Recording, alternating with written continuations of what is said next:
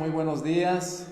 Es un gran gusto, hermanos, en estos momentos poder estar con ustedes en esta transmisión donde vamos a exponer la santa palabra del Señor, esperando, hermanos, que estén gozando de la bendición de Dios y al mismo tiempo, hermanos, recordándoles que hay que compartir, hermanos, el tema, ya que no sabemos en qué momento alguna persona puede ser alcanzada y contactada por medio del mensaje, ¿verdad? Así que, hermanos, compartamos de tal manera que el Espíritu Santo en su momento trabajará y pues dará frutos, ¿verdad?, para salvación. Así que, hermanos, un gusto pues saludarles. Y en estos momentos vamos a tener una lectura de meditación antes de hacer la oración. Leo, hermanos, consejos sobre la obra de la escuela sabática en la página 26. Un texto sumamente importante. Dice así, hermanos: todavía hay mucha verdad preciosa para ser revelada al pueblo en este tiempo de peligros y tinieblas, pero es el propósito determinado de Satanás impedir que los rayos de luz de la verdad penetren en el corazón de los hombres. Si queremos tener la luz que ha sido provista para nosotros, debemos manifestar el deseo que tenemos de ella por un diligente escudriñamiento de la palabra de Dios. Verdades preciosas por largo tiempo ocultas han de ser reveladas de una manera que pondrá de manifiesto su sagrado valor, porque Dios glorificará su palabra para que aparezca en una forma en que nunca antes la hayamos visto. Pero aquellos que profesan amar la verdad deben ejercitar hasta lo sumo sus facultades, de tal manera a fin de comprender las cosas profundas de la palabra de Dios, para que Dios sea glorificado y su pueblo sea bendecido y sea iluminado.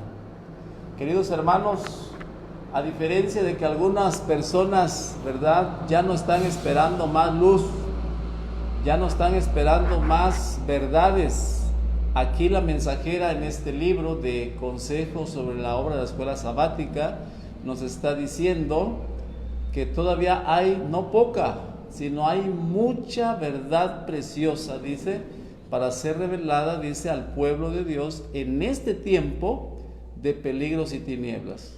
Con cuánta urgencia, queridos hermanos, hoy es el momento de que podamos adentrarnos en el estudio de la palabra de Dios, en la investigación de las cosas profundas de Dios, porque estamos viviendo en tiempos difíciles, en la etapa final de la historia de esta tierra.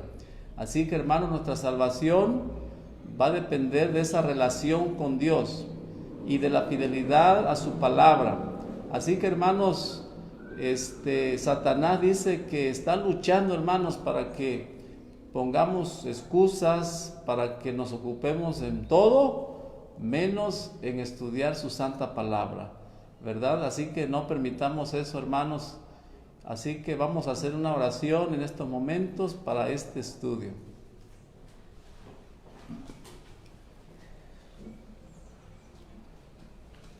Nuestro Padre y nuestro Dios que mora en los cielos, santificado sea su nombre. Padre, en estos momentos damos gracias por concedernos su día santo, por darnos la vida, por darnos la oportunidad de estudiar su palabra. Rogamos que su Espíritu Santo, Señor, trabaje en los corazones de nuestros hermanos que están presentes en esta transmisión, y los que en algún momento, Señor, han de poder tener conocimiento de este tema, de su palabra, rogamos que también les bendiga en sus mentes para que puedan comprender su santa voluntad. Ayúdenos, Padre, en esta hora, en el nombre de Jesús. Amén.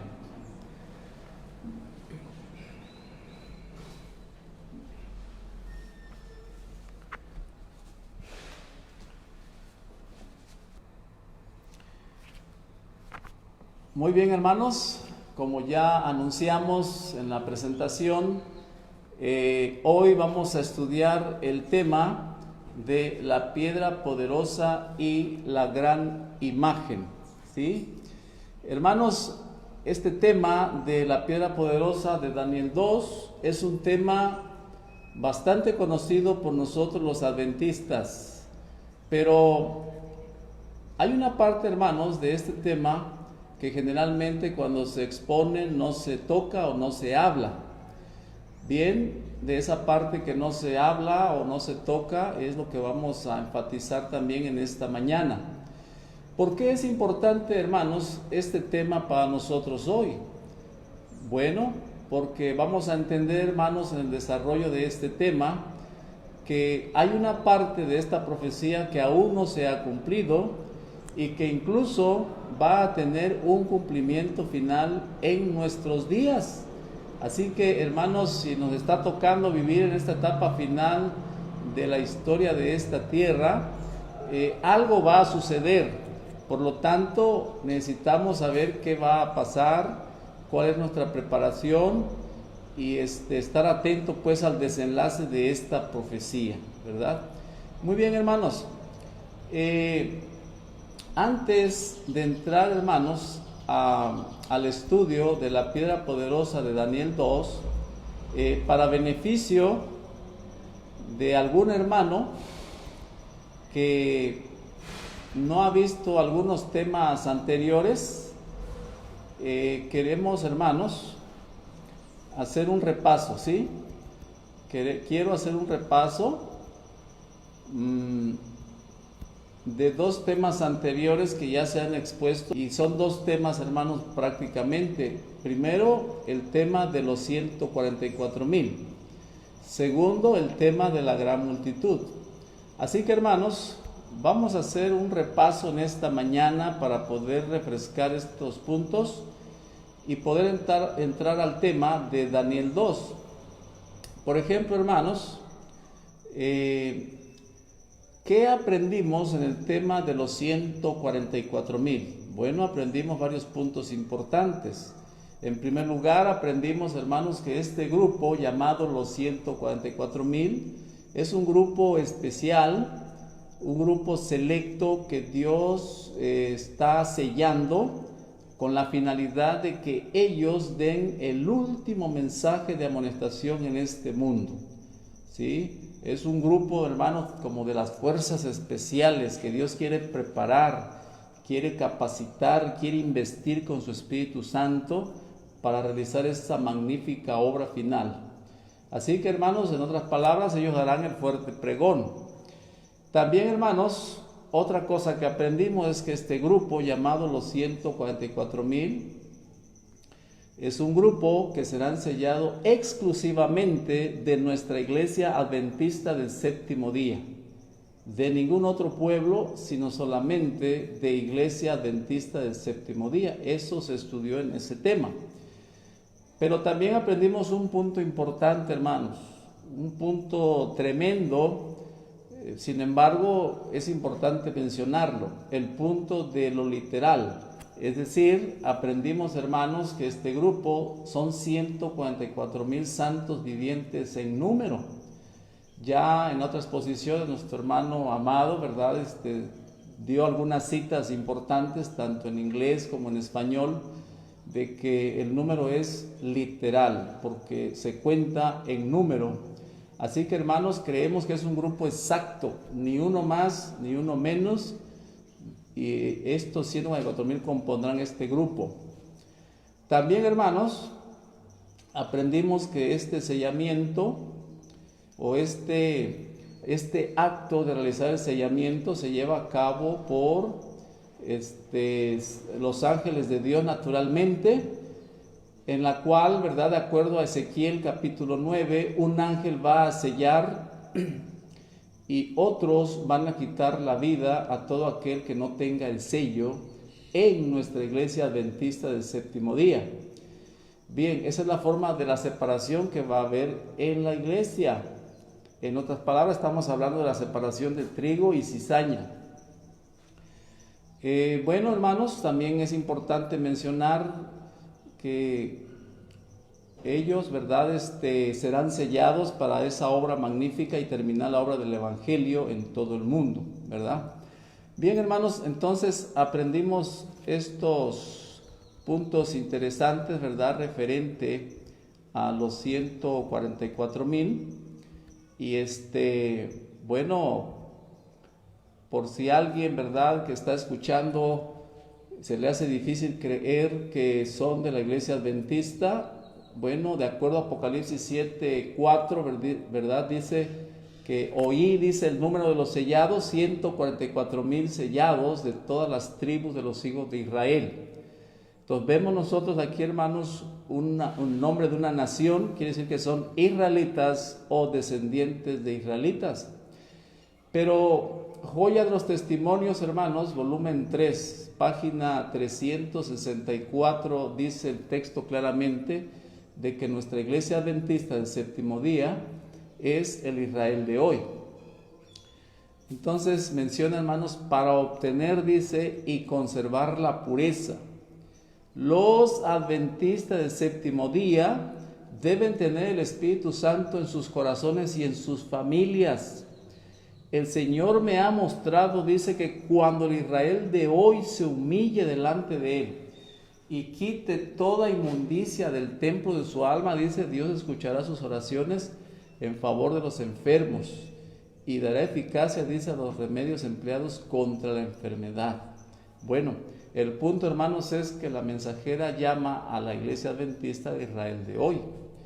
Así que, hermanos, los sellados serán de nuestra iglesia adventista del séptimo día.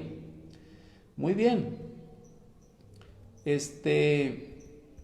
Vamos a recordar, hermanos, solamente un punto más del tema de los 144,000.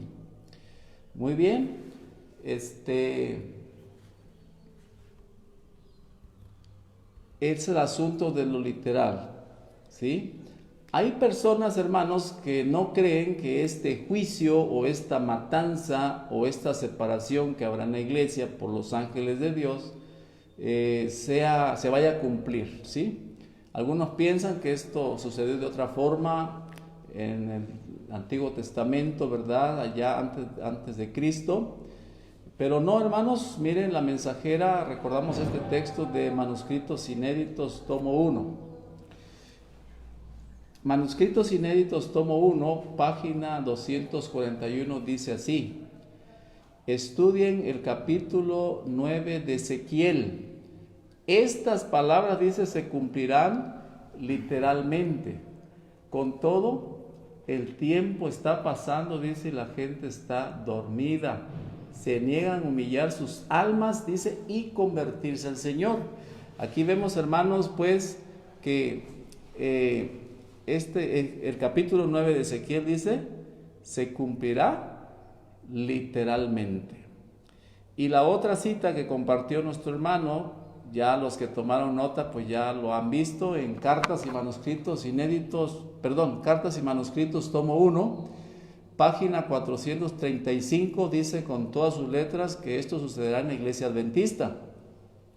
Dice, vi que el ángel destructor estaba listo para matar a viejos, jóvenes, hombres, mujeres y niños pequeños. Luego vi que si los padres adventistas quieren que sus hijos se salven en el tiempo de la angustia y de la espada destructora, deben cuidar de ellos, dice, ahora. Y sigue mencionando más cosas. Así que, hermanos, dice que el ángel va a matar igual jóvenes, viejos, niños, todos, que no tengan el sello naturalmente. Y dice, las madres, los padres adventistas deben tomar en serio este asunto y cuidar y preparar a sus hijos, ¿verdad? Es lo que nos atañe a todos, ¿verdad? Nosotros como padres también. Así que, hermanos, eso fue lo que se vio en el tema de los 144,000. Y el segundo tema, hermanos, es como una continuación del tema de los 144,000, que es en Apocalipsis 7:9 la gran multitud. La gran multitud. Entonces, hermanos, hay muchas personas, eso ya se aclaró en otros temas, piensan que la gran multitud es el mismo grupo, ¿verdad? Pero no. Vamos a ver rápidamente, hermanos, que no son dos grupos. ¿Y qué fue lo que aprendimos del tema de la gran multitud? Bueno, hermanos, dice Apocalipsis 7:9, y noten que aquí hay tres características que acompañan a los 144,000. Después de esto dice, miré y he aquí una gran multitud, la cual nadie podía contar, de todas naciones, tribus, pueblos y lenguas, que estaban delante del trono y en la presencia del Cordero, vestido de ropas blancas y con palmas en las manos. ¿Cuáles son las diferencias, hermanos, que encontramos entre 144,000 y gran multitud? Hay tres sobresalientes. Por ejemplo, hermanos, número uno, por ejemplo, los 144,000 son un grupo contable, porque dice que son ¿cuántos? 144,000. Pero la gran multitud, dice Apocalipsis 7:9, que no se puede contar. Entonces hay una diferencia entre ambos grupos y no podemos decir que sean el mismo grupo. Número 2, dice Apocalipsis 7:4 que son de Israel, ¿sí? Que son de Israel, es decir, de la iglesia adventista, Israel de hoy, Israel moderno. Pero la gran multitud son de todas las naciones, tribu, lengua y pueblo. Ahí hay otra diferencia, pero hay una tercera diferencia también. Dice que los 144,000, de acuerdo a Primeros Escritos, página 16, se les vio con mantos blancos. Sin embargo, cuando vamos a Primeros Escritos, página 39 o 40, dice que, mismo Apocalipsis 7:9, dice pues que traen palmas en las manos.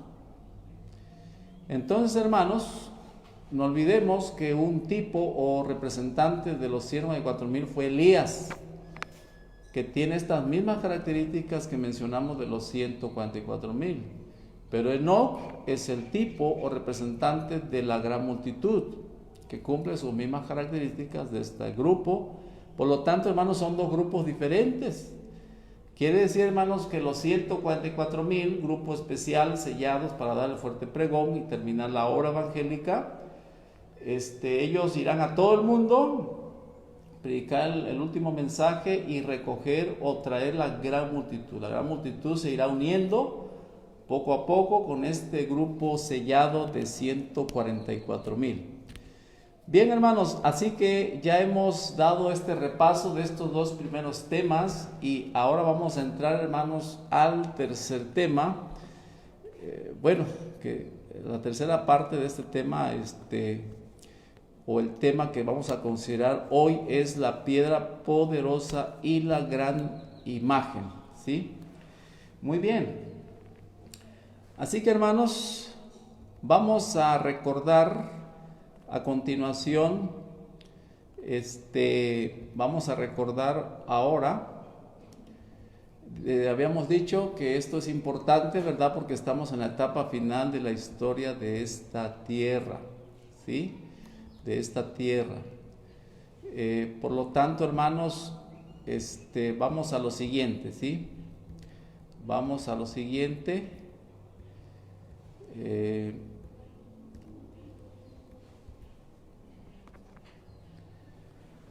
Vamos a hacer, hermanos, un recuento de la historia para refrescar este asunto en nuestras mentes. Hermanos, recordamos que en ese tiempo Babilonia era el imperio más poderoso sobre la tierra. Y el rey Nabucodonosor, su rey, ¿cómo se sentía este hombre? Pues se sentía muy orgulloso, ¿verdad?, de ser el rey de la nación más poderosa en ese tiempo. Dice la Biblia, hermanos, es una historia que conocemos, que un día el rey estaba paseando en su terrado y estaba, dice, contemplando la hermosura de la ciudad, y dijo entre sí, ¿verdad? Esto lo he creado, lo he hecho con la fuerza de mi poder. Y se fue a dormir, dice la escritura, y estando allá en su cama, ¿verdad? Dice que pensó, pero ¿qué va a pasar con mi reino cuando yo muera? Estaba preocupado por el futuro. Entonces, hermanos, Dios, que todo lo sabe y que traza un plan en la historia, le da un sueño al rey. En este sueño, hermanos, dice que el rey soñó una estatua muy sublime, con aspecto terrible, y le impresionó muchísimo, ¿verdad? En ese sueño vio la imagen, ¿verdad? Con diferentes partes, y después, ¿verdad? Vio que una piedra pegó en los pies y la hizo polvo, ¿verdad? Muy bien, hermanos. Ahora, dice la historia, ¿verdad? Que cuando el rey se despierta por la mañana, pues está muy turbado, muy preocupado, muy impresionado por el sueño que tuvo y quería saber el significado de ese sueño, pero tremendamente, dice la escritura, el sueño se le había olvidado. Así que, hermanos, él manda a traer a sus ayudantes, los magos, astrólogos, adivinos, sabios, hechiceros, etcétera, y los convoca, y entonces ellos le dicen al rey: rey, díganos el asunto para darle interpretación. Pero el rey contesta y dice: el sueño se me ha olvidado, y ahora quiero dos cosas: que me digan qué soñé y qué significa el sueño. Muy bien, hermanos, estos hombres se asustaron tanto porque nadie había pedido eso, y pues siempre preparaban una respuesta mentirosa, ¿verdad?, a los asuntos del rey, pero ahora la situación estaba muy difícil. Así que, hermanos, dice la inspiración que el rey se enojó mucho y les puso un ultimátum, una fecha de muerte, si en ese tiempo no le daban la respuesta. A estos hombres se fueron espantados, y, hermanos, entre ellos ese día no asistió Daniel, de acuerdo a la inspiración, pero Daniel supo y oró a Dios, ¿sí? Oró a Dios, y entonces, hermanos, Dios le revela a Daniel el sueño y la interpretación. Muy bien. Ahora vamos a ver, hermanos, las palabras de humildad de Daniel ante el rey. Los profetas de Dios siempre son humildes, ¿verdad? Exaltan siempre al Señor. Así que, hermanos, las palabras de humildad de Daniel ante el rey dice así. Daniel 2, 27 y 28, hermanos, dice de la siguiente manera: Daniel respondió delante del rey diciendo: el misterio que el rey demanda, ni sabios, ni astrólogos, ni adivinos lo pueden revelar al rey. Pero hay un Dios en los cielos, el cual revela los misterios, y ha hecho saber al rey Nabucodonosor lo que ha de acontecer en los postreros días. He aquí tu sueño y las visiones que has tenido en tu cama. Así que, hermanos, aquí Daniel exalta a Dios grandemente y le dice al rey: Dios, el Dios del cielo, dice, ha mostrado al rey Nabucodonosor lo que va a acontecer. ¿Cuándo, hermanos? En los postreros días. O sea, hermanos, en los últimos días. ¿Cuándo entramos en la etapa del tiempo del fin, hermanos? Por el siglo XVIII. Finales del siglo XVII, principios del siglo XVIII, entramos al tiempo del fin. Más de 200 años, hermanos, estamos ya dentro del fin. Entonces, cada día, cada año que pasa, hermanos, nos acercamos más y más a la etapa final. Entonces Daniel está diciendo: Dios le ha mostrado a usted, rey Nabucodonosor, lo que va a pasar, lo que va a suceder en los últimos días. Así que la profecía, hermanos, no ha terminado. Tiene una parte final en la cual va a concluir, ¿verdad? Todavía. Y por eso hoy, hermanos, que estamos viviendo usted y yo en este tiempo final, tenemos que saber qué es lo que va a suceder realmente, ¿verdad? Muy bien, hermanos. Ahora vamos a ir, hermanos, a la declaración del sueño. Ya Daniel ahora le va a explicar al rey, mire, usted soñó esto, esto y esto. Así que, hermanos, leamos Daniel 2, 31 hasta el 35.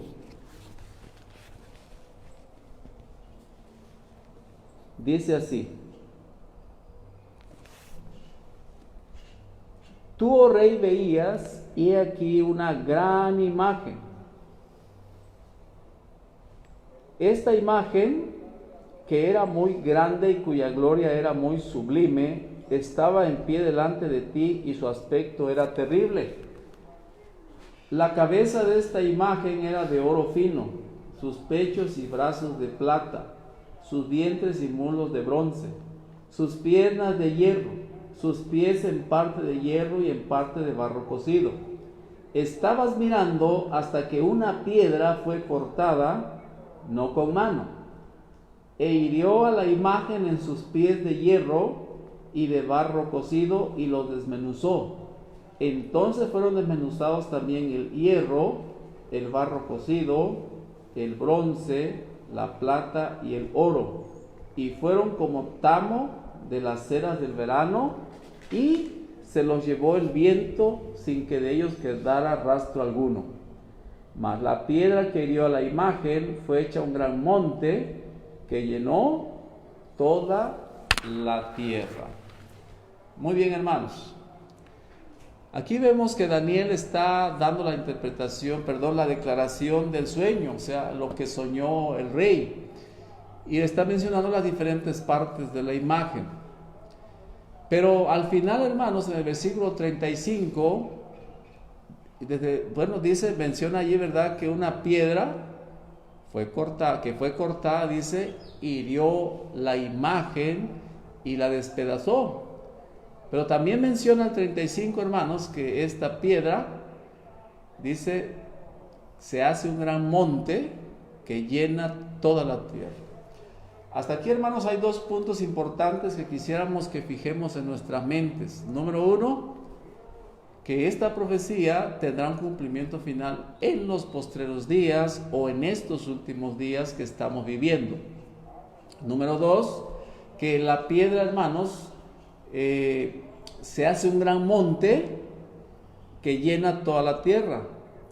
Entonces, si la escritura dice que la piedra se hace un gran monte y llena toda la tierra, quiere decir que esa piedra, hermanos, ¿dónde está? En la tierra, ¿verdad? Está en la tierra y llena la tierra, ¿verdad? Así que no olvidemos esos dos puntos. Ahora, queridos hermanos, el hecho de mencionar hoy las partes de la imagen, no vamos a hablar detalles de cada parte de la imagen, porque sabemos pues algo referente a ello, de que representan estos imperios antiguos. Pero lo que sí vamos a decir, hermanos, al mencionar esto de la imagen, es ubicarnos en qué tiempo estamos viviendo nosotros hoy, en qué parte de la imagen. Para esto, hermanos, vamos a leer Testimonios para la Iglesia en el volumen 1, página 322. Testimonios para la Iglesia, volumen 1, página 322. Muy bien. Así que, hermanos, dice así la inspiración: nuestra posición en la imagen de Nabucodonosor está representada por los dedos de los pies en estado de división y en un material deleznable que no puede mantener su cohesión, ¿sí? Por eso recuerden, hermanos, que los pies de la imagen es de hierro con barro cocido, ¿verdad? Y sabemos que estos metales no se unen, representando así nuestro mundo presente, como dice la lectura. Y en nuestro mundo presente, hermanos, no hay unión total, eso está por venir, ¿verdad? Como hemos visto algunas profecías, pero hoy por hoy, hermanos, todavía no está totalmente unido, y esa es la intención que hay en el mundo hoy, ¿verdad? Pero, hermanos, dice la Escritura, está en un estado de división, con un material deslenable que no puede mantener, dice, su cohesión. Así que bueno, la pregunta es, ¿dónde estamos viviendo en la imagen? En los dedos de los pies. Y cuando dice dedo de los pies, hermanos, es la última parte, en la parte inferior del cuerpo que tenemos, los dedos de los pies, hermanos. Así que, hermanos, ¿cuánto tiempo nos queda en esta tierra? Creemos que poco, ¿verdad? Por lo tanto, hermanos, es importante no jugar con nuestra salvación. Si usted ha puesto la mano en el arado, hay que seguir adelante, hermanos, pase lo que pase, porque estamos en la etapa final del desenlace de esta tierra. Muy bien, hermanos. Así que ahí tenemos nosotros, hermanos, esta parte interesante, ¿verdad? Muy bien. Vamos a pasar a otro punto, hermanos, de este tema. El siguiente punto, hermanos, es que podamos nosotros ver lo siguiente, es ¿de dónde viene la piedra? La pregunta es, ¿de dónde viene la piedra? Bueno, hermanos, en Daniel 2:35 no menciona o no da esa respuesta, ¿verdad? Hay muchos que piensan que esa piedra viene del cielo, ¿no? Entonces en Daniel 2:35 dice, fueron desmenuzados también el hierro, el barro, el bronce. 34, estás mirando que una piedra fue cortada no con mano. Aquí en 2:35 no menciona de dónde viene, solo dice que no fue cortada con mano esa piedra, ¿no? Entonces, hermanos, vamos a dejar que la palabra de Dios nos dé respuesta y saber de dónde viene esa piedra que pega en la imagen, ¿verdad? Vamos a leer la respuesta que se encuentra en Daniel 2:45, hermanos. Daniel 2:45, dice, aquí está la respuesta bíblica. Dice, de la manera que viste que del monte fue cortada una piedra. ¿De dónde dice, hermanos? Del monte, no con mano, la cual desmenuzó el hierro, el bronce, el barro, la plata y el oro. El gran Dios ha mostrado al rey lo que ha de acontecer en lo porvenir. El sueño es verdadero, dice, y fiel su interpretación. Así que, hermanos, aquí vemos nosotros la respuesta bíblica de dónde viene la piedra. La respuesta es del monte. Dice que de ahí fue cortada, ¿verdad?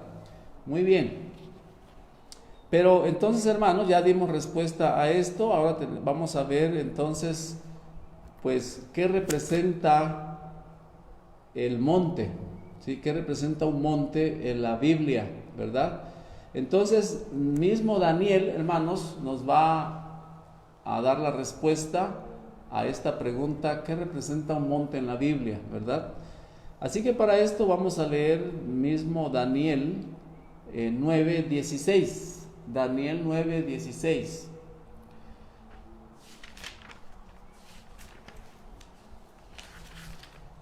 Dice así la Escritura, hermanos.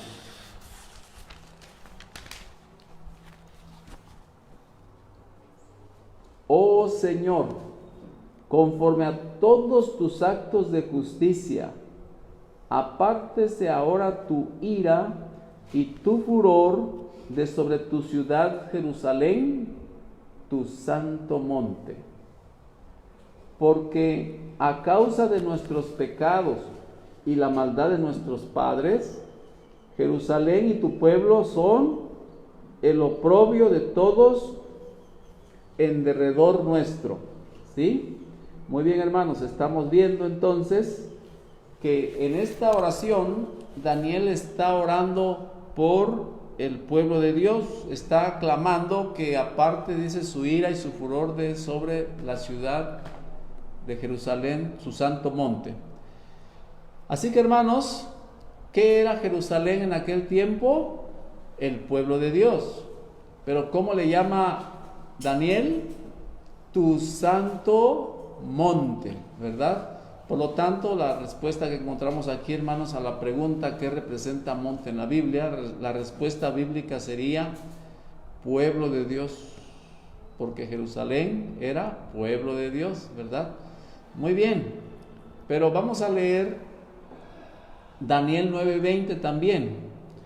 Dice, hermanos, ahí, aún estaba hablando y orando y confesando mi pecado y el pecado de mi pueblo Israel, y derramaba mi ruego delante del Señor mi Dios por el monte santo de mi Dios.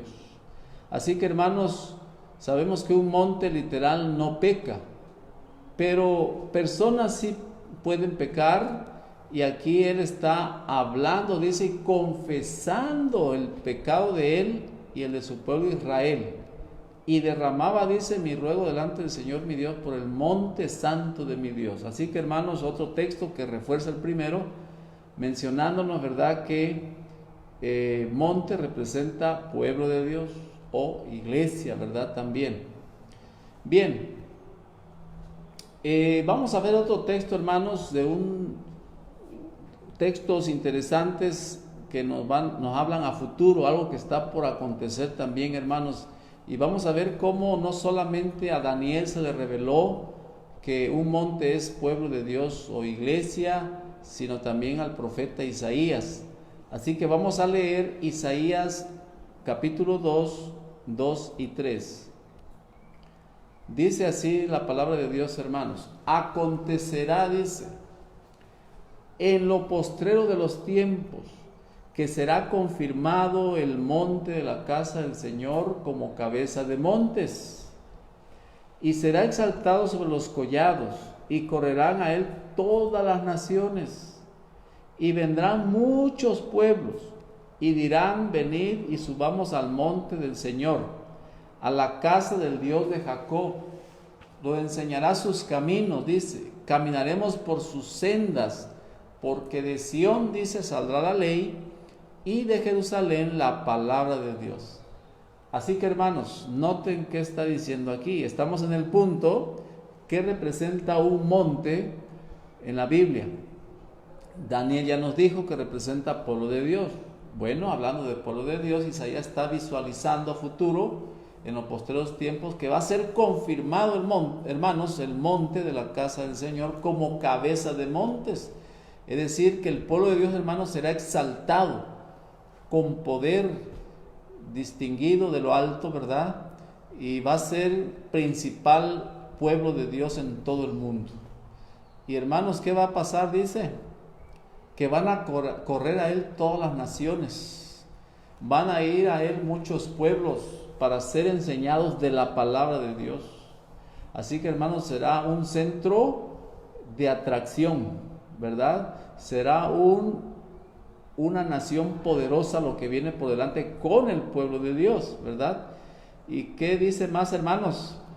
Dice pues, bueno, lo que estamos concluyendo aquí es que monte representa pueblo de Dios, y para ese evento, hermanos, es para lo cual debemos estarnos preparando, para ser parte de ese pueblo purificado, de ese pueblo poderoso, hermanos, y ya liberado de pecadores, ¿verdad?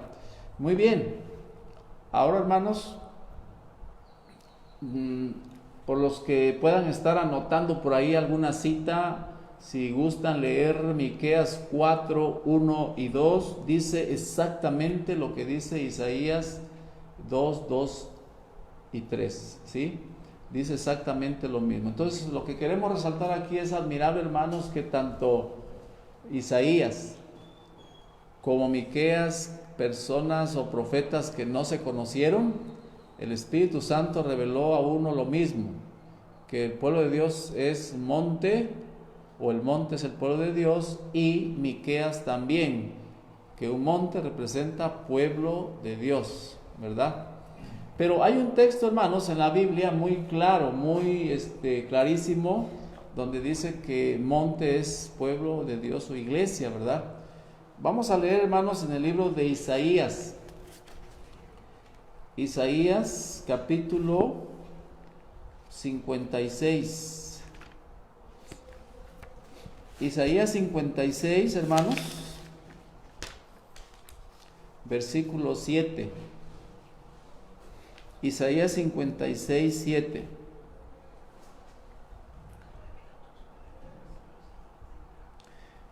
Dice: yo los llevaré a mi santo monte y los recrearé en mi casa de oración.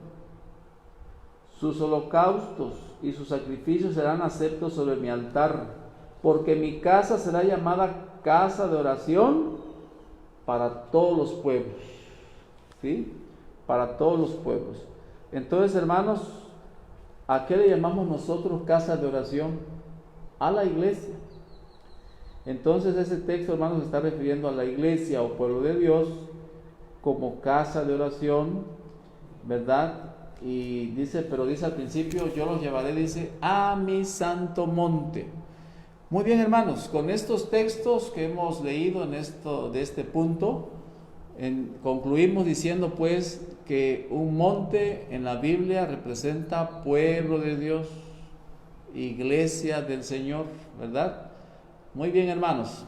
Ahora, hermanos, ¿cómo podemos nosotros hoy en esta mañana, o cómo podemos afirmar que ese monte que está allí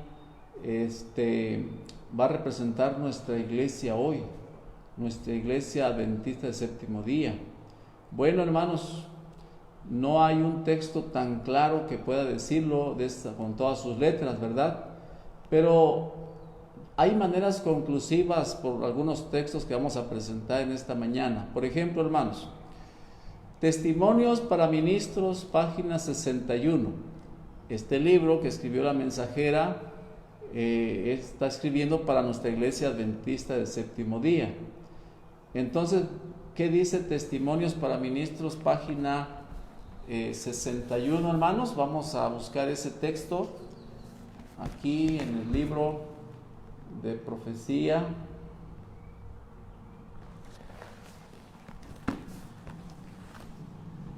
Testimonios para Ministros, página 61. Entonces dice, hermanos, Dios tiene una iglesia en la tierra. ¿Cuántas iglesias dice, hermanos? Una nada más. No hay dos, no hay tres, solamente hay una. Que es su pueblo escogido, que guarda sus mandamientos. Él está conduciendo no ramas extraviadas, uno aquí y otro allá, sino un pueblo. La verdad es un poder santificador, pero la iglesia militante no es la iglesia triunfante. Hay cizaña entre el trigo, Así que, hermanos, ¿en qué punto estamos ahora? Estamos en el punto, hermanos, para llegar a la conclusión de que ese monte, el monte que aparece pues en Daniel 2 va a representar pueblo de Dios, y especialmente nuestra iglesia adventista. Estamos leyendo este texto que dice que Dios tiene un pueblo en la tierra. Así que, hermanos, hoy pregunto, para usted, hermano, hermana, ¿cuál es el pueblo verdadero de Dios en este tiempo? ¿Qué iglesia verdadera tiene Dios hoy sobre la tierra? No dudamos, hermanos, que para nosotros es nuestra iglesia adventista del séptimo día, ese pueblo que es el único que menciona la mensajera que Dios tiene sobre la tierra hoy. Así que, hermanos, pero hay algo interesante que hay que notar también de la lectura. Dice, hermanos, aquí que, característica del pueblo de Dios es que guarda los mandamientos, ¿verdad?, de Dios. ¿Y qué más, hermanos? Dice, pero la iglesia militante, dice, no es la iglesia triunfante. Hay cizaña en medio del trigo, o entre el trigo, ¿verdad? Hermanos, la palabra militante,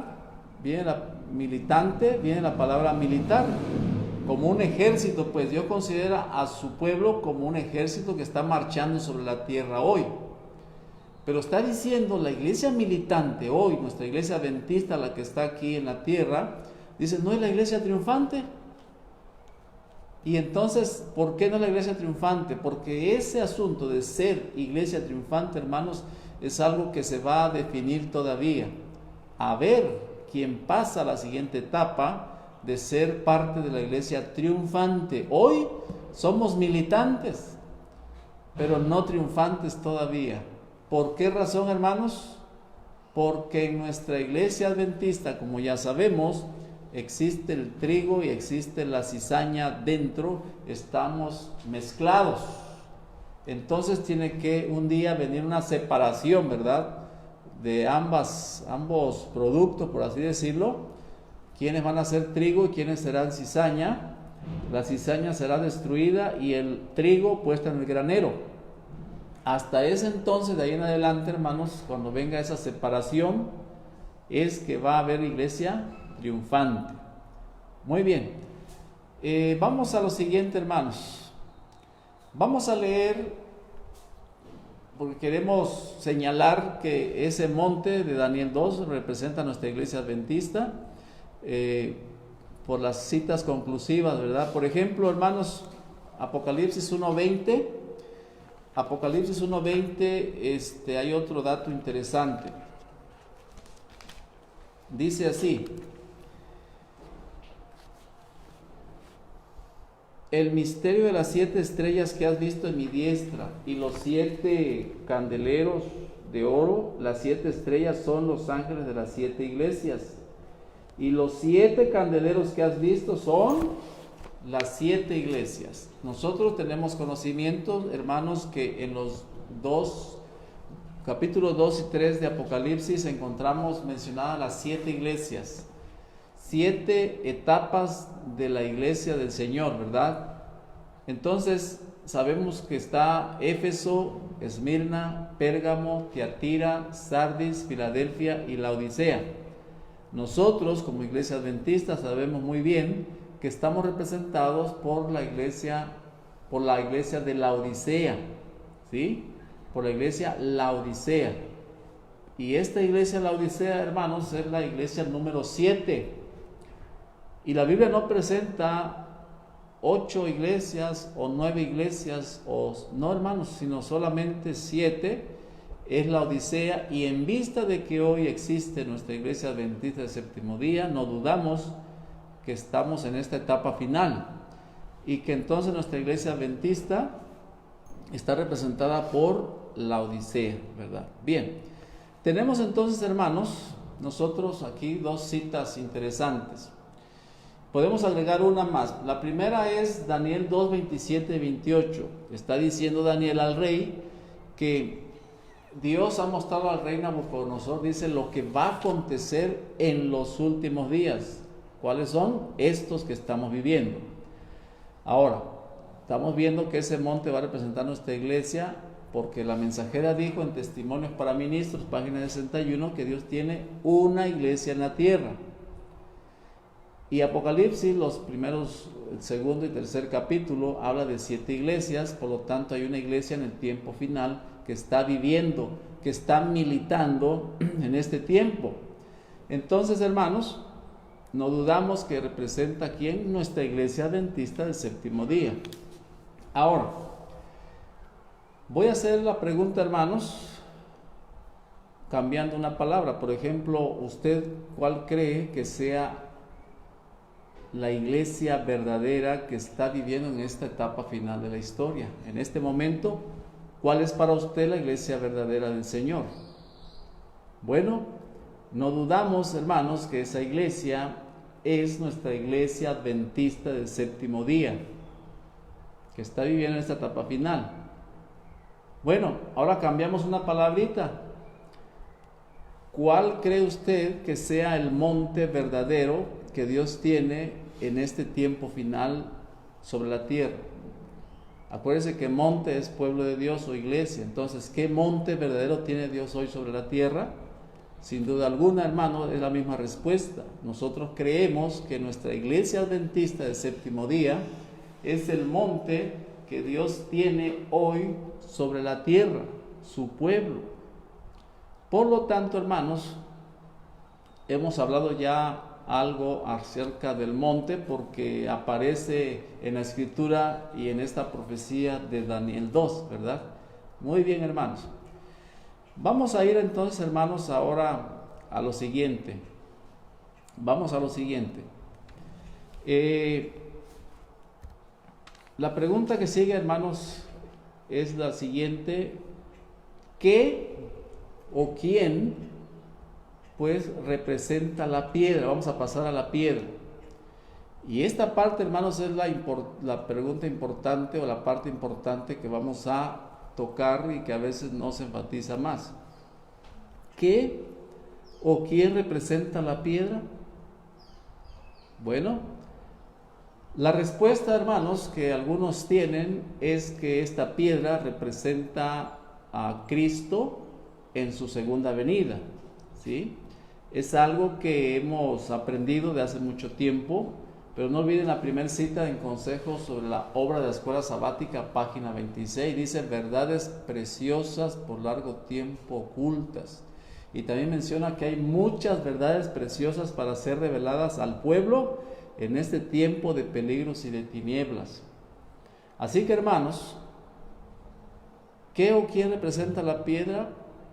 Para los que piensan o dicen, hermanos, que la piedra es Cristo en su segunda venida, bueno, vamos a ver, hermanos, que en la palabra de Dios menciona realmente que Cristo está representado por una piedra. Para esto vamos a leer algunos textos de la palabra del Señor. Por ejemplo, veamos, hermanos, Mateo 21:42. San Mateo 21:42. Vamos a ver qué dice aquí en el libro de San Mateo 21:42, hermanos.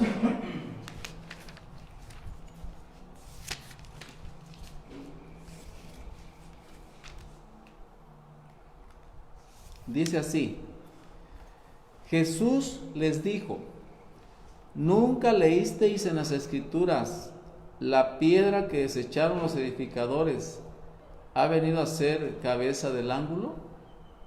El Señor ha hecho esto y es cosa maravillosa a nuestros ojos. Esta lectura, hermanos, nos está diciendo que mismo Jesús está hablando de Él. Y dice: ¿a poco nunca leíste en las Escrituras: la piedra que desecharon los edificadores viene a ser cabeza del ángulo? Refiriéndose al mismo. Así que, hermanos, este texto, ¿verdad?, menciona que Cristo realmente está representado por una piedra. Vemos un siguiente texto, hermanos, en Salmo 118:22. Salmo 118:22. Dice así, hermanos, la palabra del Señor: la piedra que desecharon los edificadores ha venido a ser cabeza del ángulo. El 23: de parte del Señor es esto y es cosa maravillosa a nuestros ojos. Así que, hermanos, Salmo 118 está diciendo exactamente lo mismo, que Cristo es la piedra angular, la piedra de base, ¿verdad? Muy bien. Ahora vamos a lo siguiente, hermanos. Vamos a otro texto también que habla sumamente muy claro, ¿verdad? Con todas sus letras, quién es la piedra, ¿verdad?, de angular. Vamos a leer Hechos 4:11, hermanos. El libro de Hechos 4:11.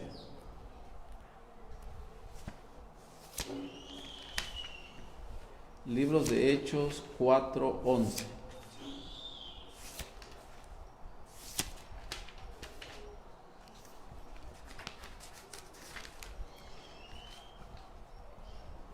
Dice: este Jesús es la piedra reprobada por vosotros los edificadores, la cual ha venido a ser cabeza del ángulo. Casi que, hermanos, aquí está con nombre y apellido, ¿verdad?, de una manera muy clara, porque dice: este Jesús, dice, es la piedra reprobada por vosotros los edificadores, la cual ha venido a ser, dice, cabeza del ángulo. Así que, hermanos, por lo menos hemos visto 3 textos bíblicos donde se nos menciona que Cristo está representado por una piedra de ángulo, una piedra de fundamento, ¿verdad? Ahí está. Pero vamos también, hermanos, a lo siguiente. Por ejemplo,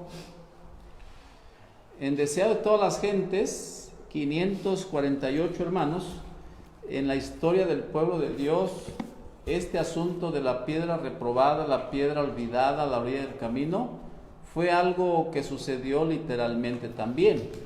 Por ejemplo, Deseo de todas las gentes, hermanos, en la página 548.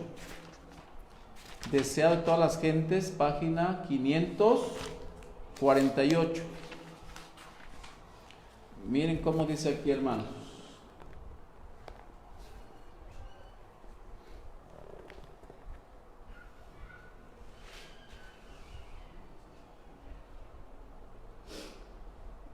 Voy a ver aquí.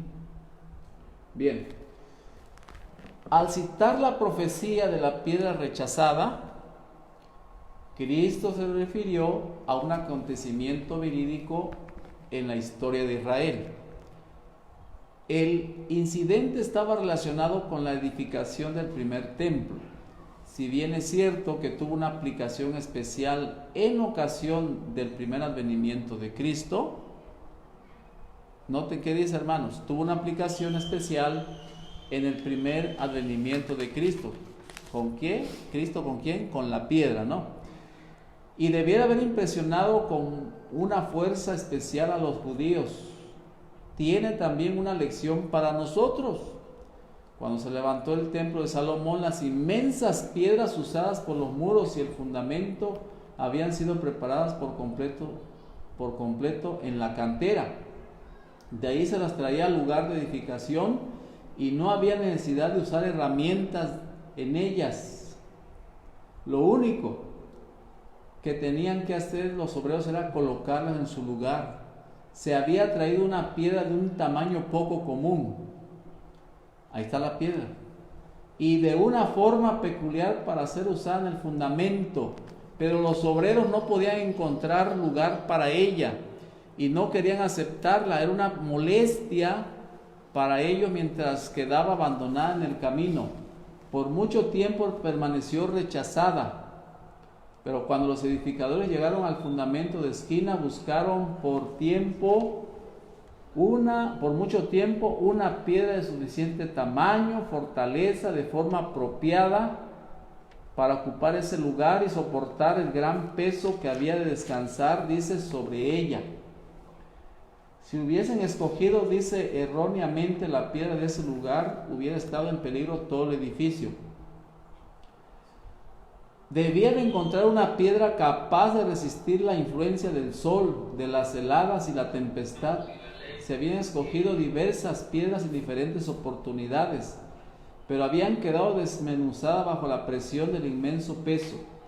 Otras no podían soportar el efecto brusco de cambios atmosféricos, pero al fin la atención de los edificadores se dirigió a la piedra por tanto tiempo rechazada. Había quedado expuesta al aire, al sol, a la tormenta, sin revelar la más leve rajadura. Los edificadores la examinaron. Había soportado todas las pruebas menos una. Si podía soportar la prueba de una gran presión, la aceptarían como piedra de esquina. Se hizo la prueba. La piedra fue aceptada, se le llevó a la posición asignada y se encontró que ocupaba exactamente el lugar en visión profética. Se le mostró a Isaías que esta piedra era un símbolo de Cristo. Muy bien, hermanos, hemos visto pues 3 textos bíblicos donde habla de la piedra rechazada, la piedra de ángulo, ¿verdad?, que es Cristo. Ahora, en Deseo de todas las gentes, ¿verdad?, 548 y 549, nos narra que esto tuvo un cumplimiento con la venida de Cristo, representando así a Cristo como esa piedra rechazada por los edificadores, ¿verdad? Muy bien. Ahora, hermanos, pero vamos a ver entonces lo siguiente, hermanos. Cristo realmente sí está representado por una piedra, pero vamos a ver, hermanos, que en este tema de Daniel 2, la piedra no va a representar a Cristo ni su segunda venida. Y usted dirá, ¿por qué o cuáles son las razones? Bueno, porque muchos hemos aprendido eso de hace mucho tiempo, ¿verdad? De que Cristo está representado por esa piedra. Pero, ¿por qué no va a representar, hermanos? Bueno, vamos a ver en esta mañana, hermanos, que hay por lo menos 3 diferencias por la cual no cuadra entre Cristo y la piedra y que no concuerda, pues. Así que, hermanos, ¿cuáles son las diferencias por la cual no podemos aplicar que esa piedra sea Cristo? La de Daniel 2. Bien, 3 diferencias. Número 1, hermanos, entre Cristo y la piedra. Hermanos, cuando Cristo venga por segunda vez, ¿de dónde va a venir? Naturalmente va a venir del cielo, de acuerdo a 1 Tesalonicenses 4:17. ¿Sí? Vamos a leer ese texto, hermanos, 1 Tesalonicenses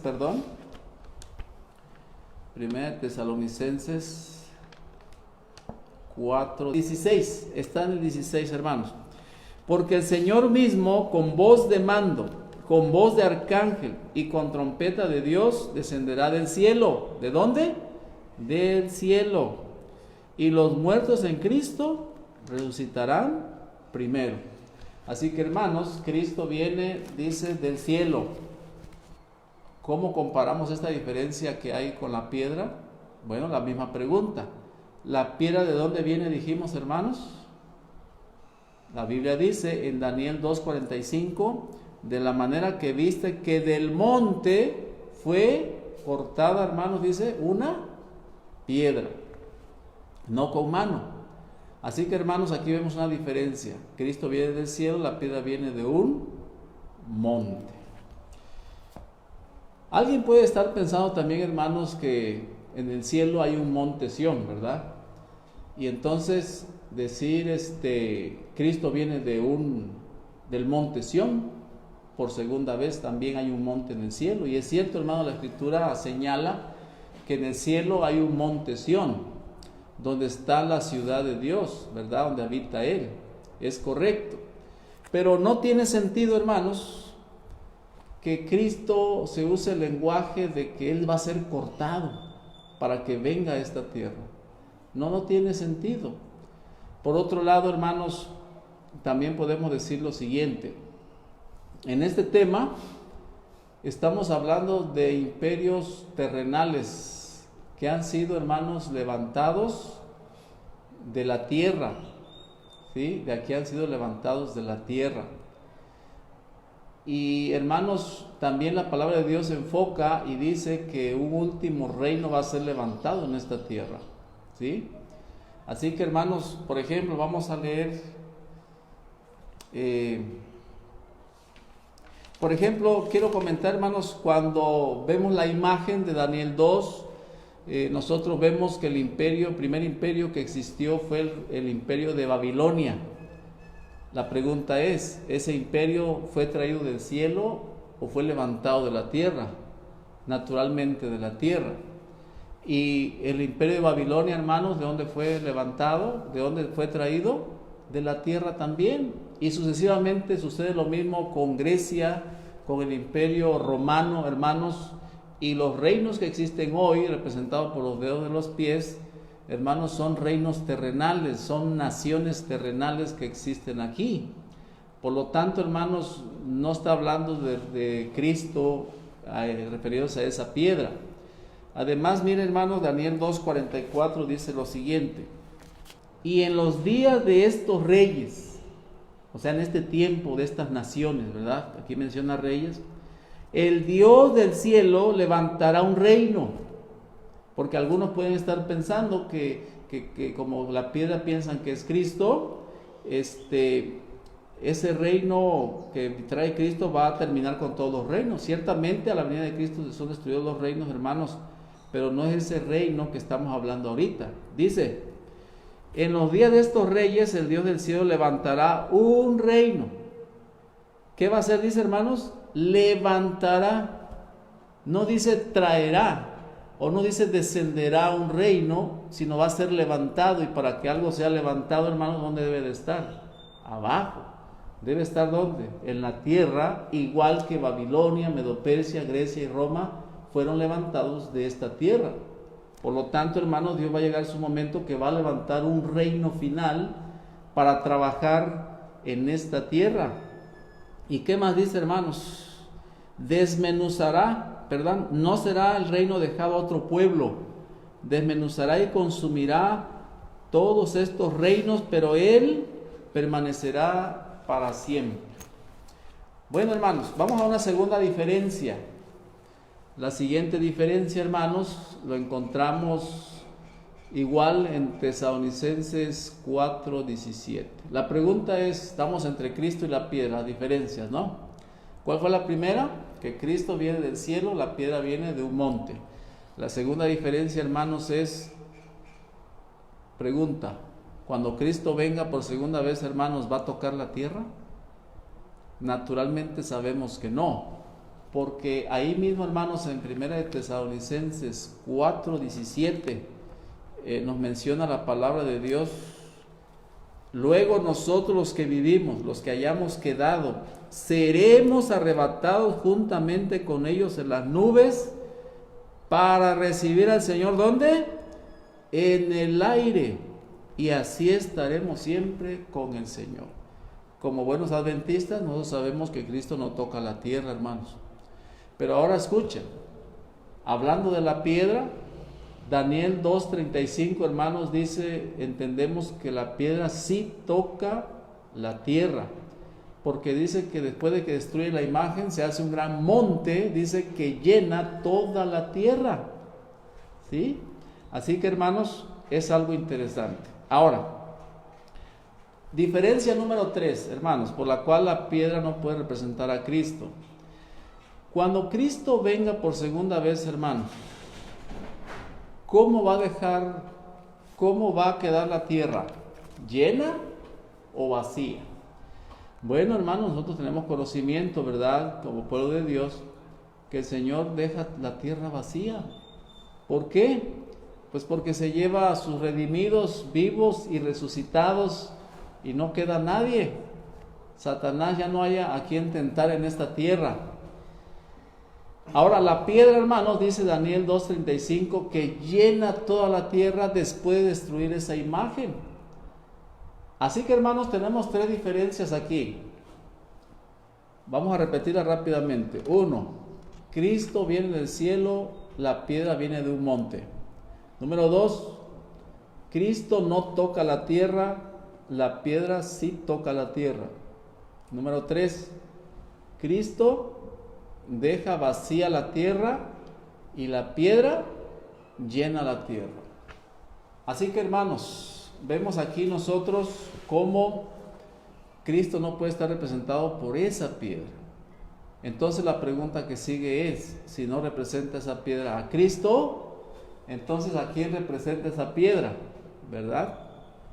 Antes de dar, hermanos, la respuesta, quiero leer una cita, una lectura interesante. En esta lectura, hermanos, es una carta traducida que le enviaron a la mensajera del Señor.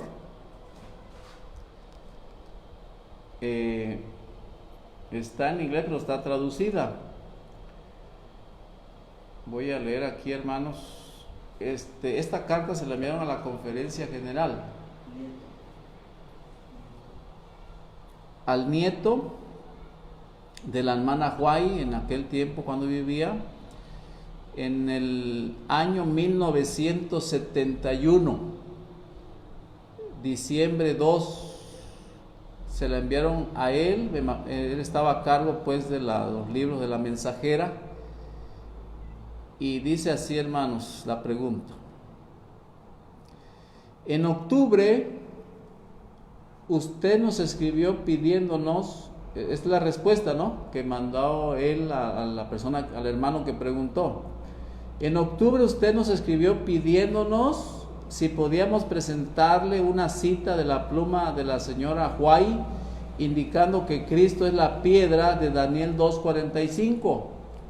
Todos los hermanos de aquel tiempo, hermano, 1971, estudiosos también, pues preguntaron, ¿verdad?, si la hermana White en algún momento, o sus escritos, había algo que dijera que Cristo ha representado por la piedra de Daniel 2:45. Entonces miren la respuesta que le dan al hermano.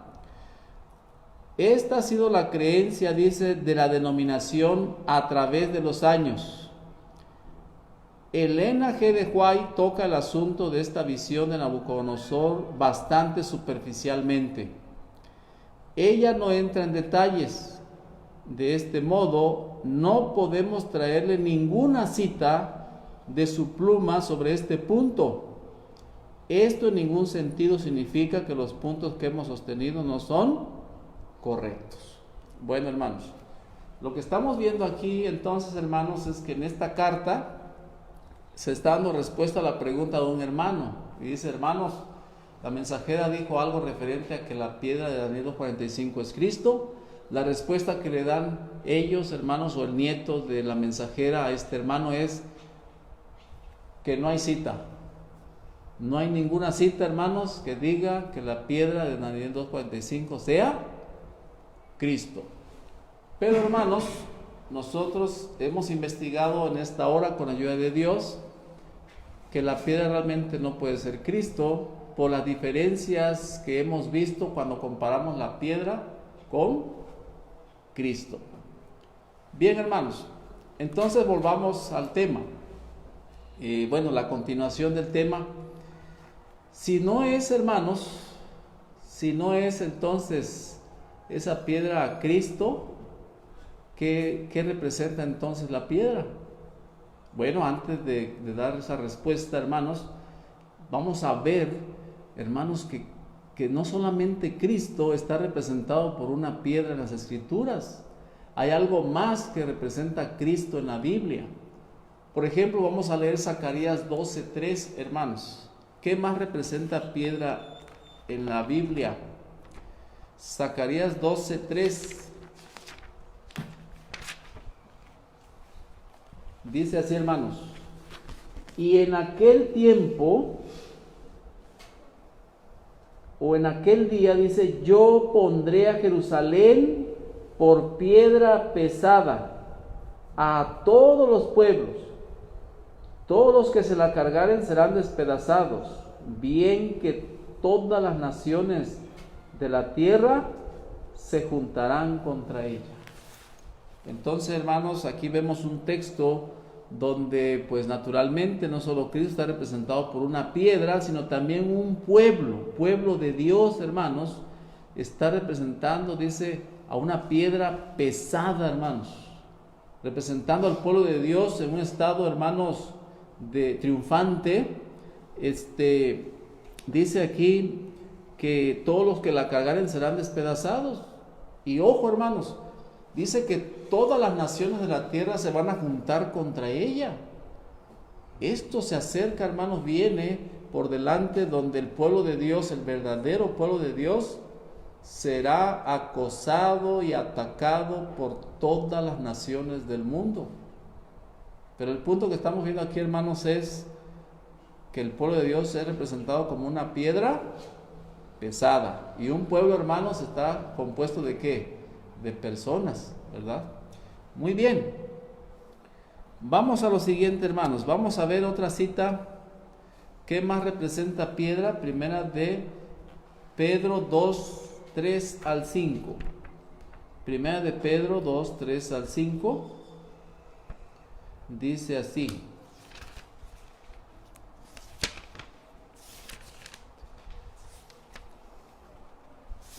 Primera de Pedro 2:3 al 5. Acercándoos a él, piedra viva, desechada ciertamente por los hombres, mas para Dios escogida y preciosa. Vosotros también, como piedras vivas, sed edificados como casa espiritual y sacerdocio santo, para ofrecer sacrificios espirituales aceptables a Dios por medio de Jesucristo. Qué interesante escritura, hermanos. Dice que nos acerquemos a Él, a Cristo, piedras vivas, ¿verdad? Y luego que dice, hermanos, vosotros también, dice, como piedras vivas, ser edificado en casa espiritual. Entonces, hermanos, Dios está construyendo un templo que va a ser formado de personas. Por eso tenemos que ser labrados, tallados y pulidos para ocupar un lugar en ese edificio, ¿verdad? Pero, hermanos, el punto que estamos viendo aquí es que no solo Cristo está representado por una piedra en ciertos temas, sino también, como dijo Zacarías 12:3, que el pueblo de Dios está representando una piedra pesada. Y ahora vemos que también personas, usted y yo, si somos personas fieles, podemos llegar a ser una piedra viva para ser parte de ese edificio. Así que, hermanos, también personas fieles pueden ser piedras vivas. Muy bien, hermanos. Así que, hermanos, vamos a ver ahora qué representa entonces la piedra, hermanos. Esa piedra de Daniel 2 no es Cristo. Entonces, ¿qué es? Hermanos, esa piedra de Daniel 2 va a representar a los fieles adventistas del séptimo día, que quedarán como conclusión, hermanos, del juicio que viene a la iglesia. En otras palabras, esa piedra, hermanos, que destruye la imagen, va a representar a los 144,000 sellados de nuestra iglesia. ¿Sí? Entonces, hermanos, naturalmente esto lo tenemos que ir viendo con los siguientes textos, ¿verdad? Por ejemplo, hermanos, cuando Dios, por ejemplo, quiero decir esto, en la iglesia, hermanos, nadie está capacitado u autorizado por Dios para hacer separación, para cortar gente y decir, tú no entras, ustedes aquí no. Nadie está autorizado para hacer eso, hermanos. ¿Por qué? Bueno, vamos a entenderlo al leer, hermanos, la siguiente cita. La primera cita, bueno, lo que ya leímos en Daniel 2:45, hermanos. Daniel 2:45 ya nos dijo, ¿verdad?, de la manera que viste que del monte fue cortada, dice, una piedra no con mano, ¿sí? No con mano. Entonces, hermanos, ¿qué significa no con mano? Una piedra cortada no con mano. Entendemos nosotros, hermanos, como humanos, que en esta tierra, pues para todo participa la mano humana, ¿verdad? Para fabricar una silla, una mesa, ensamblar un automóvil, por todo la mano humana está presente, ¿verdad? Pero aquí en este corte de la piedra dice que no hay mano, fue sin mano. Entonces, ¿cómo es que fue cortada si no se utilizó la mano? Porque tenemos que entender, hermanos, que es algo divino. Este corte no es producido por mano humana, sino por mano divina. Por eso es que no es con mano. Pero vamos a ver la siguiente declaración, hermanos. Cuando Dios va a separar, va a cortar entre su pueblo a algunos o algo, ¿quién lo hace? Vamos a leer Testimonios para Ministros. Testimonios para los ministros, hermanos, en la página 47. Testimonios para los ministros, página 47.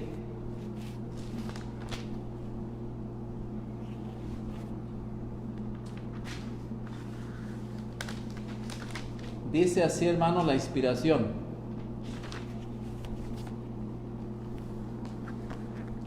el hombre finito está propenso a juzgar mal el carácter, pero Dios no confía la obra de juzgar y hacer pronunciamientos a aquellos que no están capacitados para ello. Nosotros no hemos de decir qué constituye el trigo y qué constituye la cizaña. El tiempo de la siega determinará plenamente el carácter de las dos clases especificadas bajo el símbolo de la cizaña y del trigo. Escuchen, hermanos, la obra de separación es confiada a los ángeles de Dios, no es encomendada en las manos de hombre alguno.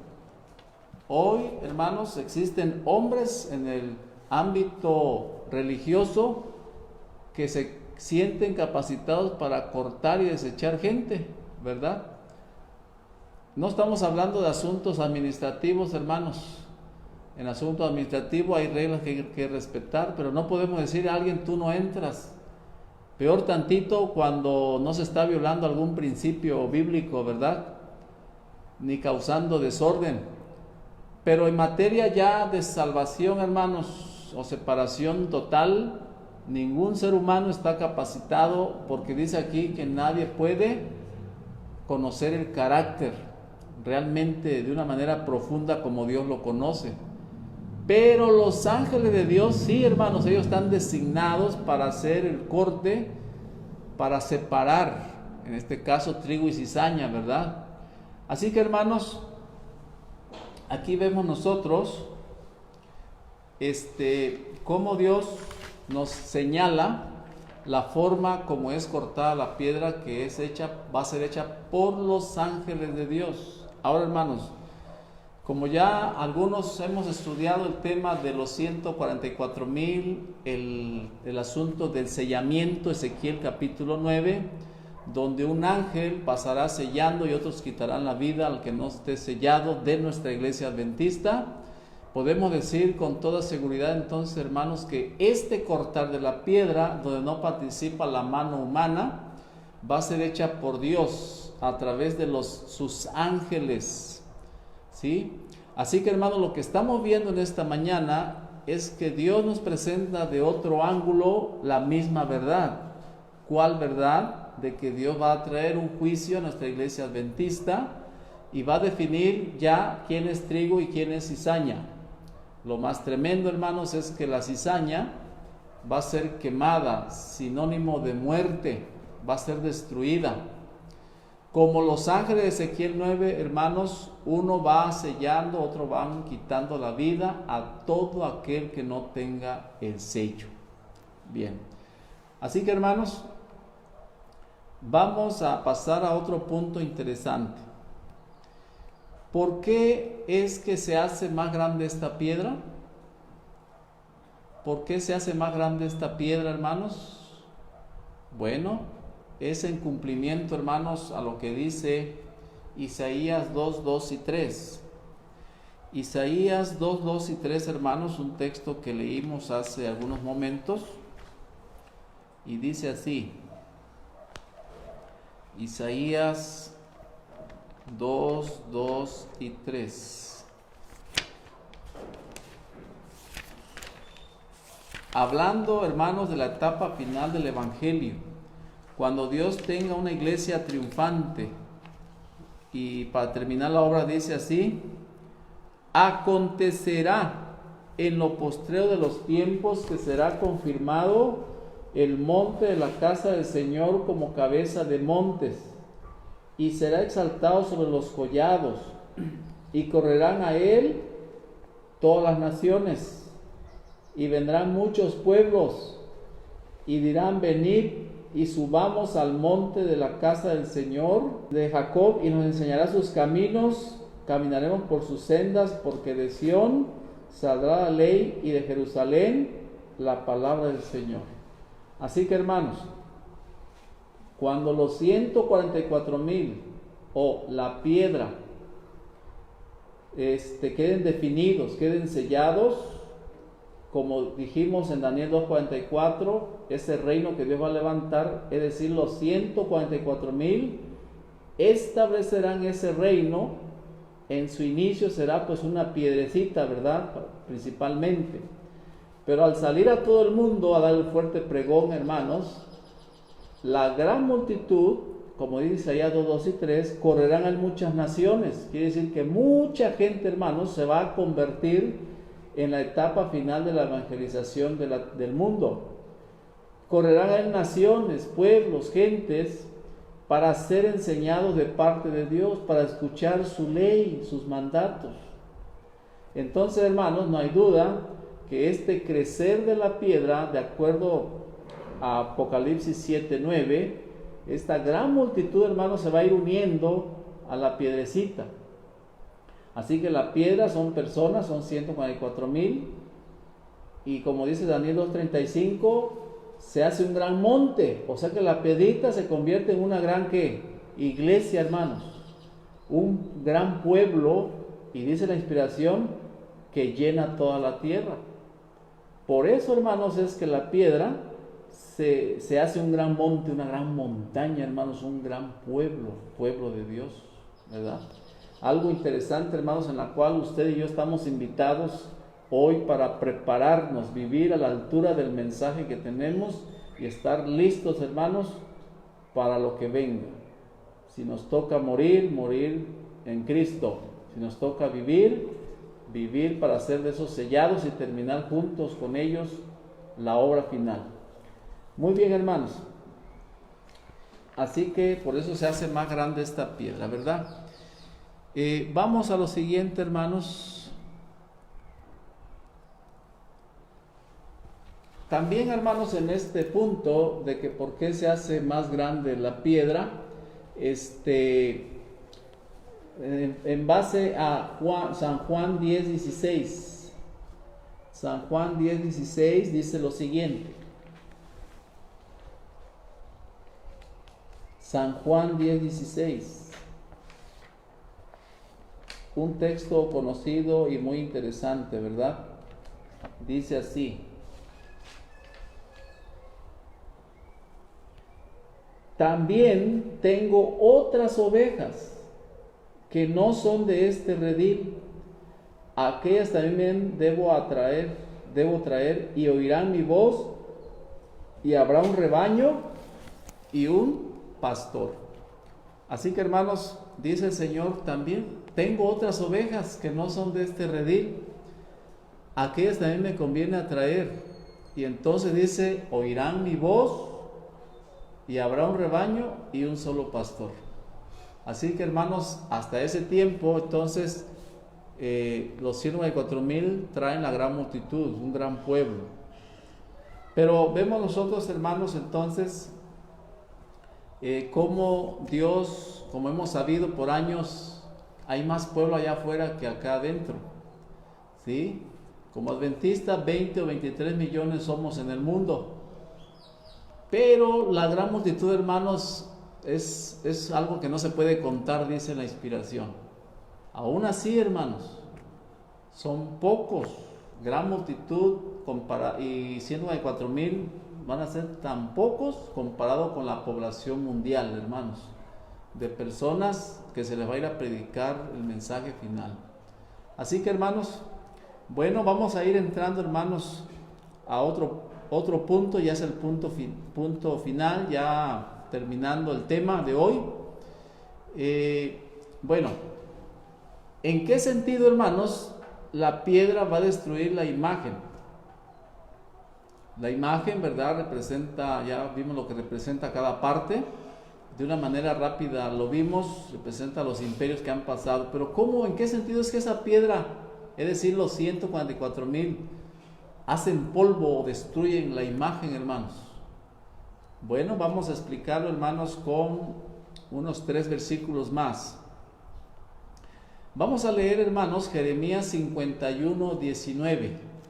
Jeremías 51:19 dice de la siguiente manera: no es como ellos la porción de Jacob, porque Él es el formador de todo, e Israel es el cetro de su herencia. Jehová de los ejércitos es su nombre.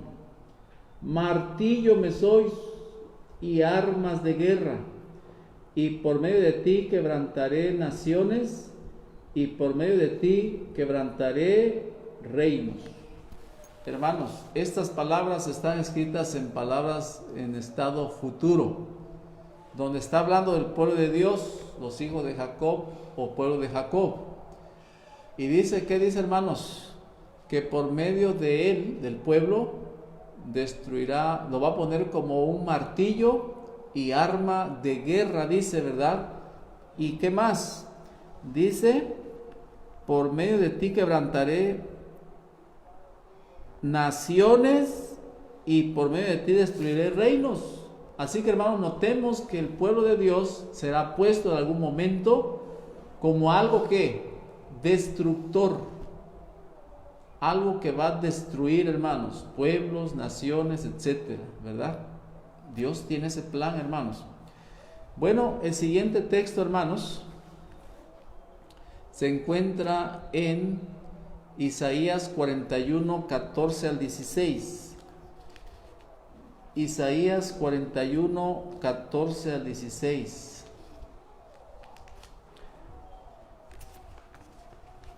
Isaías 41, 14 al 16 dice así: No temas, gusano de Jacob, oh vosotros los pocos de Israel, yo soy tu socorro, dice el Señor. ¿Y qué más dice, hermanos? El Santo de Israel es tu Redentor. He aquí yo te he puesto por trillo lleno, nuevo, lleno de dientes. Trillarás montes y los molerás, y collados reducirás a tamo. Los levantarás y los llevará el viento, y los esparcirá el torbellino. Pero tú te regocijarás en el Señor, te gloriarás en el Santo de Israel. Así que, hermanos, también hablando al tiempo futuro, refiriéndose al pueblo de Dios, la Escritura dice que Dios pondrá a su pueblo como un trillo. ¿Qué es un trillo, hermanos? Una trilladora, una tremenda máquina, ¿verdad?, que se coloca en los campos, sobre los montes, y va moliendo, ¿verdad?, el pasto, la pastura, todo esto lo despedaza, etcétera. Entonces Dios pondrá a su pueblo, hermanos, en su momento también como una trilladora con dientes nuevos. O sea, hermanos, cuando algo tiene filo, es la labor, el trabajo es más fácil, ¿verdad? Así que Dios va a poner así a su pueblo también, hermanos, como algo que va a destruir, que va a moler montes. ¿Sí? Bueno, vamos a un último texto, hermanos, ya para ir cerrando, hermanos. Dice Jeremías 23, 29, hermanos. Vamos otra vez a Jeremías 23, 29. Dice así: No es mi palabra como fuego, dice el Señor, y como martillo que quebranta la piedra. Aquí tenemos, hermanos, dos elementos que son capaces de ser destructivos: el martillo y el fuego. El fuego pues consume, hermanos, ustedes saben, y un martillo también tiene la capacidad de destrucción. Pero aquí la palabra de Dios está diciendo, hermanos, en Jeremías 23, 29, no es mi palabra, dice, como como martillo que quebranta la piedra, y como el fuego, dice el Señor, y como martillo que quebranta la piedra. Así que, hermanos, vamos a la respuesta final. Estamos en el punto: ¿en qué sentido la piedra va a destruir la imagen? Bueno, hermanos, cuando el pueblo de Dios, los 144,000, son sellados, investidos del poder del Espíritu Santo para la obra final, unidos con la palabra de Dios, con el mensaje final para el mundo, irán a todo el mundo a predicar el fuerte pregón, destruyendo así totalmente el error por medio de la verdad. Ustedes saben, hermanos, que desde esos imperios antiguos, ¿verdad? Babilonia, Medo-Persia, Grecia, ellos han creado en su seno un falso sistema de adoración, falsas doctrinas, falsas enseñanzas, hermanos.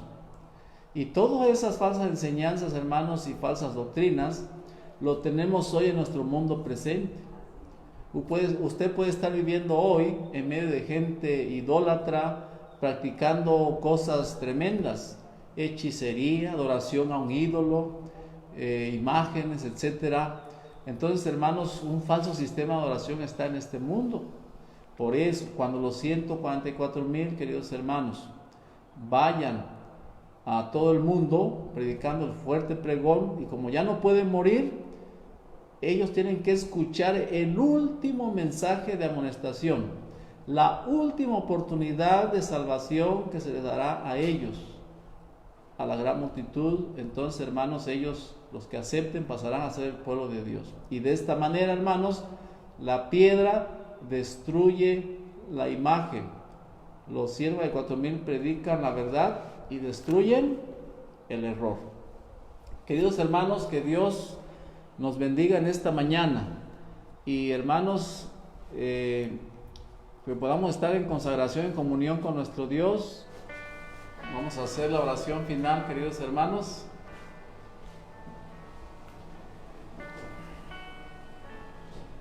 Bendito Padre que está en los cielos, alabado y glorificado sea su nombre. Le damos gracias, Señor, por su palabra, porque a través de ella podemos ver lo que nos depara el futuro, lo que usted va a realizar en estos tiempos finales. Ayúdenos a permanecer fieles. Si algún hermano o hermana aquí presente, algún joven, Señor, su fe se está debilitando, está perdiendo la esperanza, el ánimo, rogamos en el nombre del Señor Jesucristo que usted pueda asistirle, pueda sostenerle con su brazo poderoso, y que cualquier problema, dificultad que tenga, pueda sentir la ayuda de lo alto. Ayúdenos, Padre, a ser fieles a usted, cumplir sus requerimientos. Síganos acompañando, Señor, por el resto de las horas de su día santo. Y hasta aquí, si le hemos fallado en algo, perdónenos, oh Padre. Sea con cada uno de mis hermanos presentes, con cada uno de sus seres queridos. Nos encomendamos a todos ellos y pedimos bendiciones de lo alto en el nombre de Cristo Jesús. Amén. Dios les bendiga.